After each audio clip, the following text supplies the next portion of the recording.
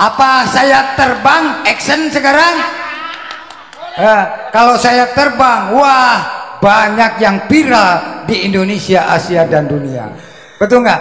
Tapi potongan begini, set, wah. Oh saya pengen belajar dunia silat.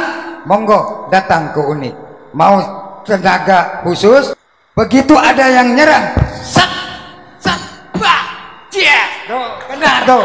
Betul nggak? Ya ini jamaahnya dapat ilmu apa ngikuti pengajiannya Mama Gufron ya? Wah ini pakai pesto, set.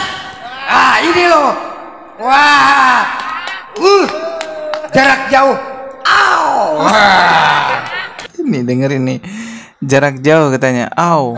Jarak jauh, au. Teruskan jangan. Siapa dong gurunya? Kemarin anak-anak tabrakan. Yes. Harusnya innalillahi wa inna ilaihi rajiun. Tapi di situ ingat Gufron, malaikatnya ngomong apa? Innalillahi.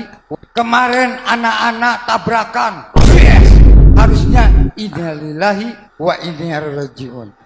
Tapi di situ ingat Gufron, malaikatnya wedi. Hei, aduh santrinya Gufron balik lagi ke tempatnya. Allahumma shalli ala Muhammad. Asli itu, betul atau tidak? Gufron dilawan. Selama Abu Ya Gufron tidak mengaku Nabi, tidak mengaku Allah, tidak mengaku Tuhan, saya ikuti. Karena apa? Aman sentosa. Masih banyak ya pengikutnya Gufron. Aman sentosa, Pak. Banyak yang ngaku Nabi loh, nggak sampean hujan. Abu Ya Gufron kalau ngaku Nabi, gak melu aku. Ya memang Mama Gufron itu tidak pernah ngaku sebagai Nabi. Tapi pengakuan-pengakuan Mama Gufron itu seakan dia lebih hebat daripada Nabi, ya kan? Katanya bisa membentak malaikat lah. Banyak sekali pengakuan Mama Gufron yang ngawur-ngawur. Loh iya, gak melu. Beliau gak ngaku Nabi. Jangankan Nabi, ngaku mursyid lu gak pernah. Cuma mereka-mereka saja ini yang memframing ini adalah mursyid palsu. Ini lu sampean saya ngomong mursyid kok. Bahkan Abu Ya Gufron itu mengatakan mursyid sejati itu adalah dirimu. Mursyid yang sesungguhnya adalah baginda Rasulullah Sallallahu Alaihi Wasallam. Loh, itu yang disampaikan oleh beliau. Makanya kalian sudah dibaiat oleh siapapun, jangan jumawah mengaku mursyid. Wong sampean mewusulkan muridnya sampean aja ndak sanggup kok. Coba buktikan kalau engkau adalah mursyid kamil mukammil, wusulkan santrimu. Loh, itu baru jos itu. Ilmu apa yang gak diwariskan oleh baginda Nabi? Ilmu apa yang tidak diberikan oleh Allah kepada baginda Nabi Muhammad Sallallahu Alaihi Wasallam? Oh, jangan katakan halu. Semua itu man aradat dunya fa'alaihi bil ilmi. Itu digali. Apa kebutuhannya dunia? Untuk menguasai. Sampai sekarang Mama Gufron masih bebas berkeliaran menyebarkan ajaran sesatnya. Bisa bicara dengan semut, bisa membentak malaikat, bisa ini, bisa itu, dan segala macam. Ini terdengar seperti lelucon ya, ini terdengar seperti lawak, candaan, hal yang membuat kita tertawa. Tetapi sebenarnya apa yang dilakukan oleh Mama Gufron itu berbahaya untuk agama kita. Bisa merusak agama kita. Dahulu waktu viralnya Mama Gufron, MUI sempat menjanjikan akan menindaklanjuti penyimpangan-penyimpangan Mama Gufron.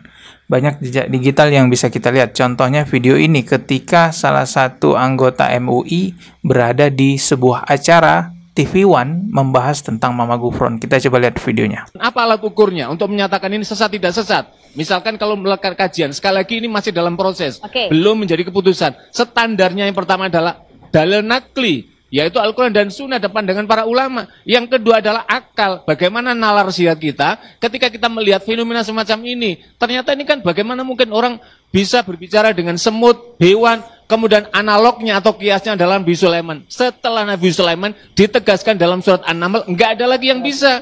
Karena itu hanya mukjizat yang Allah berikan kepada Nabiullah dan Rasul Allah Sulaiman alaihissalam. Jadi ketika ada orang menyampaikan itu, maka tertolak. Yang kedua, bisa berbicara komunikasi dengan malaikat. Yang paling ngeri, itu di dalam video itu kan, bisa berkomunikasi dengan malaikat Mungkar Nakir. Yang lebih ngeri lagi, bisa berkomunikasi dengan malaikat Israel yang Israfil petrompet. Itu bisa dibayangkan kan itu kan, sangkakala itu.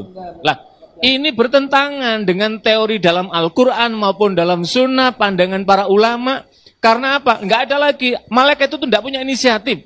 Kalau tidak ada perintah dari Allah. Jadi manusia tidak bisa berkomunikasi. Nabi Muhammad saja, itu malaikat Jibril yang mendatangi, yang menawari atas perintah Allah. Bukan kemudian dibalik manusia. Apalagi pada tingkatan kita sebagai manusia biasa.